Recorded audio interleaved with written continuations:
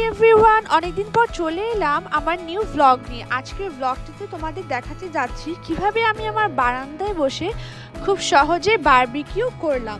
So এই barbecue করার জন্য আমি কয়েক রকমের সবজি ইউজ করেছি। এর মধ্যে ছিল টমেটো, লাল সবুজ ক্যাপসিকাম, গাজর, আলু, দেন বেবি কর্ন আর রসুন। তো এরপরে আমি এখানে আমার মাংস, আগে তোমরা বারবিকিউ করার আগে ভালো মতো মাংসকে ম্যারিনেট করে রাখবা মশলা দিয়ে। এতে মাংসটির ভিতর ভালো মতো মশলা পৌঁছবে এবং খেতে অনেক বেশি মজার হবে। তো এখানে আমি আমার ফয়েল প্যানের মধ্যে মাংসের যেই ঝোলের রসটা ছিল আর হচ্ছে ভালো মতো সরিষার তেল দিয়ে মাখিয়ে নিয়েছি।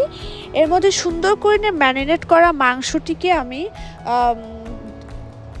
সাজিয়ে নিলাম। এর মধ্যে আমি যত রকম সবজি এবং মশলা দিয়ে ভালো মতো মাখিয়ে গরম কয়লার মধ্যে বসিয়ে দিলাম। আর এখানে আরও ছিল স্যালমন এবং চিকেন। তো আমি এখানে কয়লার মেশিন ইউজ করেছি, গরম কয়লাতে বারবিকিউয়ের টেস্ট অনেক বেশি ভালো হয়। আর এই তো তোমরা দেখতেই পাচ্ছ আমার বারবিকিউ হতে অলমোস্ট 1.5 ঘন্টার মতো সময় নিয়েছিল। আর আমার হাজব্যান্ড বেচারা পাগল হয়ে গিয়েছে, ও কখন খাবে, কজ ওর বারবিকিউ অনেক বেশি পছন্দ।